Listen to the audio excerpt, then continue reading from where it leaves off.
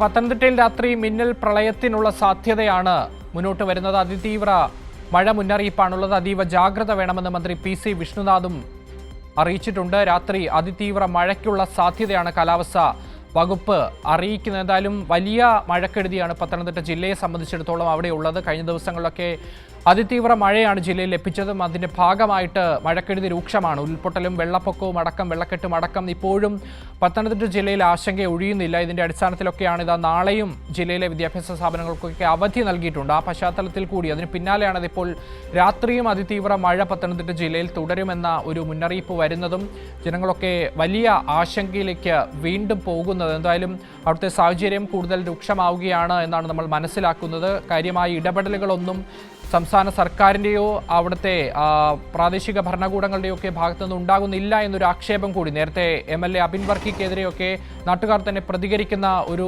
കാഴ്ചയൊക്കെ നമ്മൾ അവിടുന്ന് കണ്ടതാണ്. ആ ഒരു പശ്ചാത്തലത്തിലാണ് ഇതാ ഇപ്പോൾ അടിയന്തര ഇടപെടൽ വേണ്ട ഒരു സാഹചര്യത്തിൽ വീണ്ടും സ്ഥിതി വഷളമാകാനുള്ള സാധ്യത കൂടി മുന്നോട്ട് തെളിഞ്ഞു വരുന്നത്. നമ്മളോടൊപ്പം സുജു ടി ബാബു പത്തനംതിട്ടയിൽ നിന്ന് ചേരുന്നു. ഇതാ സുജു, പത്തനംതിട്ട ജില്ലയിൽ ഇന്ന് രാത്രിയും അതിതീവ്ര മഴയ്ക്കുള്ള സാധ്യതയാണ് കാലാവസ്ഥാ വകുപ്പ് പ്രവചിക്കുന്നത്. എന്താണ് സാഹചര്യം?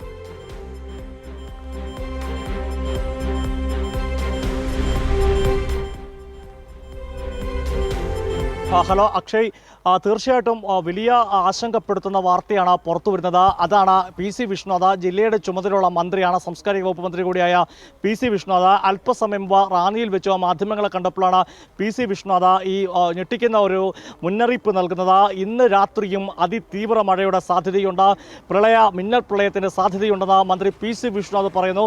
നമുക്കറിയാം, കഴിഞ്ഞ ദിവസം ഉണ്ടായ അതിതീവ്ര മഴയും മിന്നൽ പ്രളയവുമാണ് റാന്നി നഗരത്തെ മുക്കിക്കളഞ്ഞത്. നൂറുകണക്കിന് വീടുകളിലും 500-ലധികം വ്യാപാര സ്ഥാപനങ്ങളിലും പെട്ടെന്നുണ്ടായ പ്രളയത്തിൽ വെള്ളം കയറുകയും കോടിക്കണക്കിന് രൂപയുടെ നാശനഷ്ടമുണ്ടായത് റാന്നി നമ്മൾ കണ്ടതാണ്. റാന്നിയിൽ മാത്രം ദുരിതം അവസാനിക്കുന്നില്ലായിരുന്നു. പിന്നീട് ഇങ്ങോട്ട് വരുമ്പോൾ അത് ആറന്മുള, കോഴഞ്ചേരിയിലും ജില്ലയുടെ കോഴഞ്ചേരിയുടെ വിവിധ ഭാഗങ്ങളിലും പിന്നീട് ഇപ്പോൾ തിരുവല്ലയിലെ അപ്പർ കുട്ടനാട് മേഖലയൊക്കെ തന്നെ കടുത്ത പ്രളയഭീതിയിലും പ്രളയക്കെടുതിയിലുമാണ്. 2018 സമാനമായ രീതിയിലാണ് എന്നാണ് ജനങ്ങളുടെ പ്രതികരണം.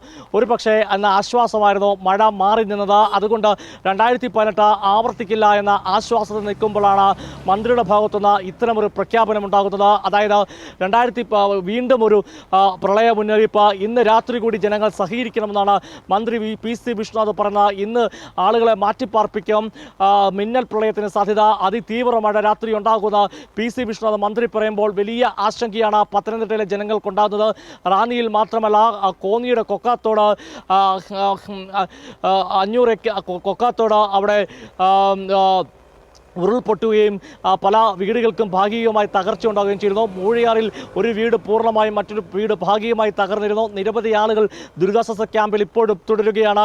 ആ നേരത്താണ് മന്ത്രി PC വിഷ്ണുനാഥിൻ്റെ ഭാഗത്തുനിന്ന് ഇത്തരമൊരു അറിയിപ്പ് വരുന്നത്. മന്ത്രി തൻ്റെ ജോലി ഔദ്യോഗികമായി ചെയ്യുകയാണ്. ആ അറിയിപ്പ് തീർച്ചയായും ഞെട്ടലുളവാക്കുന്നതാണ്. എന്നാൽ അക്ഷയ് പറഞ്ഞതുപോലെ അറിയിപ്പുകൾ വരുന്നത് അത്തരം അറിയിപ്പുകൾ ആവശ്യമാണ്. എന്നാൽ ഈ മിന്നൽ പ്രളയത്തിൽ ഏറ്റവും ഉയർന്ന വിമർശനം വരുന്നത് ഈ കഴിഞ്ഞ ദിവസം മഴ പെയ്യുന്നതിന് മുമ്പ് അറിയിപ്പുണ്ടായിരുന്നില്ല, അലർട്ടുകൾ പ്രഖ്യാപിച്ചിരുന്നില്ല, ഡാം തുറക്കുന്ന മുമ്പ് കൃത്യമായി മുന്നറിയിപ്പ് നൽകിയില്ല എന്നതായിരുന്നു.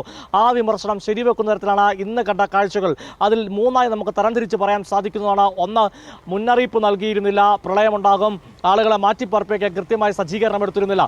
രണ്ട്, ഇത് മിന്നൽ പ്രളയം ഉണ്ടായ ശേഷം ആളുകളെ രക്ഷപ്പെടുത്തുന്നതിലും ആളുകളുടെ ഉന്നതികളിലേക്ക് എത്തുന്നതിലും വീഴ്ചയുണ്ടാകുന്നു. അതിന് എരിക്കാട് ഉന്നതി ചെന്നപ്പോൾ അവിടുത്തെ വാർഡ് മെമ്പർ ശ്രീനി ഉൾപ്പെടെയുള്ള ആളുകൾ പറഞ്ഞൊരു കാര്യമുണ്ട്, അബിൻ വർക്കി എന്ന MLA ആ ഭാഗത്തേക്ക് തിരിഞ്ഞു നോക്കിയില്ല, മാത്രമല്ല സർക്കാരിൻ്റെ ഒരു സംവിധാനവും അവിടെ പ്രവർത്തിച്ചില്ലെന്ന്.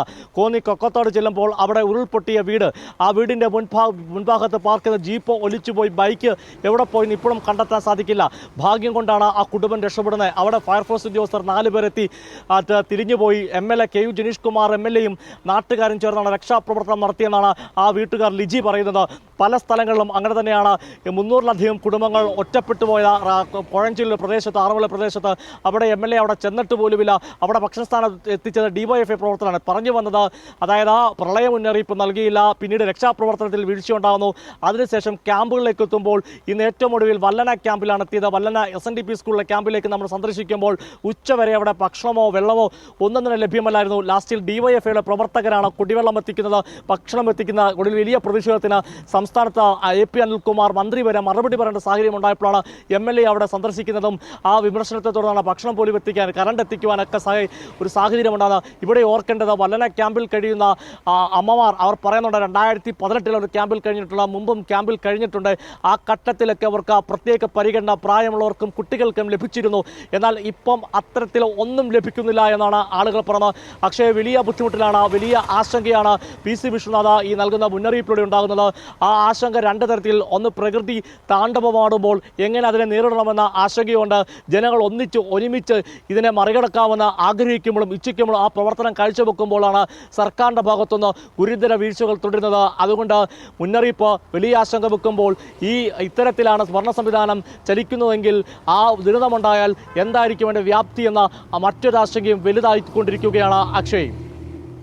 ശരി സുജു, എന്തായാലും പത്തനംതിട്ട ജില്ലയെ സംബന്ധിച്ചിടത്തോളം ആശങ്ക ഒഴിയുന്നില്ല. ഇന്ന് രാത്രിയും അതിതീവ്ര മഴ മുന്നറിയിപ്പാണ് ജില്ലയിൽ നിലനിൽക്കുന്നത്. എന്തായാലും വലിയ ജാഗ്രത ജനങ്ങളൊക്കെ തന്നെ പുലർത്തണമെന്ന കാര്യമാണ് മന്ത്രി PC വിശ്വനാഥ് അടക്കം ഓർമ്മിപ്പിക്കുന്നത്. എന്തായാലും കൃത്യമായൊരു ഇടപെടൽ സർക്കാരിൻ്റെ ഭാഗത്ത് നിന്ന് ഉണ്ടാകേണ്ട സമയം ഇപ്പോൾ തന്നെ അതിക്രമിച്ചിരിക്കുകയാണ്. ദുരിതാശ്വാസ ക്യാമ്പുകളിലടക്കം ഭക്ഷണവും മരുന്നുമൊന്നും കൃത്യമായി ലഭിക്കുന്നില്ല എന്ന ആരോപണവുമൊക്കെ ഉയരുന്ന ഒരു ഘട്ടം കൂടിയാണ് ഇത്. എന്തായാലും സർക്കാരിൻ്റെ മുന്നിലേക്ക് ഈ വിഷയങ്ങളൊക്കെ, ആളുകളുടെ പരാതിയൊക്കെ കൃത്യമായി എത്തട്ടെ, അതിനൊരു പരിഹാരം ഉണ്ടാകട്ടെ എന്ന് കൂടി നമുക്ക് പ്രതീക്ഷിക്കാം.